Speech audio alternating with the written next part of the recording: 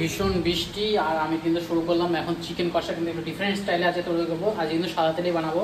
তো এখানে পেঁয়াজ কিন্তু কেটে নিয়েছি সাদা জিরা, আর এখানে কিন্তু রয়েছে নানা রকম মশলা। এখানে কিন্তু রয়েছে আদা, রসুন, পেঁয়াজ, টমেটো, লঙ্কা, রয়েছে জিরার গুঁড়ো, ধনের গুঁড়ো, আর রয়েছে লঙ্কার গুঁড়ো আর হলুদ গুঁড়ো।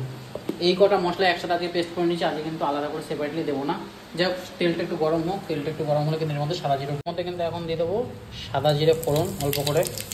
আর পেঁয়াজগুলো কিন্তু ভালো করে আমি ক্রাঞ্চি করে নিয়েছি, মানে হচ্ছে ভালো করে ছাড়িয়ে নিয়েছি, সব আলাদা আলাদা করে নিয়েছি।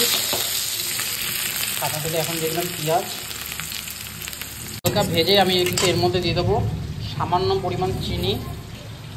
এটা চিনি দিয়ে দিলাম, আর একটু দিয়ে দেবো কিন্তু নুন। তাহলে কিন্তু পেঁয়াজটা তাড়াতাড়ি গলবে আর পেঁয়াজটা তাড়াতাড়ি ব্রাউন। আচ্ছা, জানি না কেন বাইরে বিশাল বাজ পড়ছে। ফ্রাই হয়ে গেছে। এবার কিন্তু এই মশলাটা, যেটার মধ্যে হলুদ গুঁড়ো, জিরা গুঁড়ো, ধনে গুঁড়ো, লঙ্কা গুঁড়ো, তার মধ্যে কাঁচা লঙ্কা বাটা, টমেটো, রসুন, আদা সব পেস্ট কিন্তু এটার মধ্যে রয়েছে। সেই পেস্টটা এটার মধ্যে দিয়ে দেবো। এবার মশলার কালার কিন্তু যথেষ্ট সুন্দর এসেছে, আর এই মশলাটা একটু কষাতে হবে যতক্ষণ এটা থেকে তেল ছাড়ছে। দিয়ে দেবো আলুটা দিয়ে দেবো। আলুটা ভাজিনি, আলুটা এমনি জাস্ট বয়েল করা আছে। জাস্ট এই মশলাটা কষে গেলে কিন্তু ওটার মধ্যে দিয়ে দেবো। ভাতটা চলে গেছে, তেলও ছেড়ে দিয়েছে, বেশ ভালোভাবে কষিয়ে নিয়েছি। এরপর এর মধ্যে জল দিয়ে দেবো, আর বিদ্যুৎ তো ভালোই বেশ চকটাচ্ছে। যাই হোক, যে মশলাটার মধ্যে বানিয়েছে ওটার মধ্যে জল দিয়ে পেস্টটা একটু জাস্ট মাখিয়ে নিয়ে জলটা দিয়ে দিলাম। এবার এটা তৈরি হয়ে গেছে। মশলা দিয়ে কিন্তু তেল ছেড়ে দিয়েছে বেশ সুন্দরভাবে। এবার কিন্তু এর মধ্যে চিকেনটা দিয়ে দেবো। চিকেনটা আমি ধুয়ে রেখে দিয়েছি, কোনো ম্যারিনেশন কিছু না, চিকেনটা ভাজিও নি, এমনি চিকেনটা কতটা ভালোভাবে কষেছে দেখো। গ্রেভির জাস্ট কালারটা দেখো, আর থিকনেসটা দেখো। এখানে ধুয়ে রাখা চিকেনগুলো দিয়ে দেবো। চিকেনে কিন্তু আমার মেটে স্টমাক কিছু আমি আনি না, মেটে স্টমাক এখানে কিছু নেই।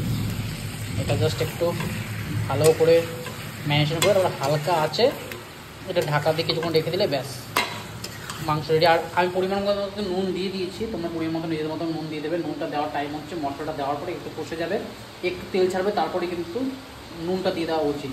তাহলে কী হয়, টমেটোটা তাড়াতাড়ি গলে যায়, মানে মশলার মধ্যে আমার টমেটো আছে, টমেটোটা ভালো করে গলে যায় আর মশলাটাও ভালোভাবে কষেও যায়। যাই হোক, কষিয়ে নিই। 3 পিস আলু দিয়ে 6 টুকরো করে নিয়েছি। এটা জাস্ট গ্রেভির মধ্যে একটু মাখিয়ে নেবো, তাহলেই হবে। অসাধারণ টেস্ট হবে। কিন্তু একটু লাস্টে আর একটু নুন দেবো, সাধারণত একটু নুন দেবো, কারণ নুনটা আমি একটু কম দিয়েছি। লাস্টে আর একটু নুন দেবো, তারপরে কষে গেছে। দেখো কত সুন্দর তেল ছেড়ে দিচ্ছে কিন্তু এখান থেকে। দারুণভাবে কষিয়ে নিয়েছি চিকেনটা। এবার এর মধ্যে জল দিয়ে কিন্তু এটা ঢেকে রেখে দেবো।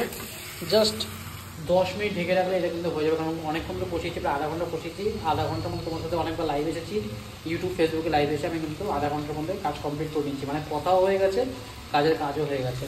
যাই হোক, কষানো হয়ে গেছে। জল দিয়ে এটা ঢেকে রেখে দেবো ব্যাস। তাহলে 10 মিনিট রেখে দিলে কিন্তু কমপ্লিট। দেখো কত সুন্দর কালার এসেছে এখান থেকে।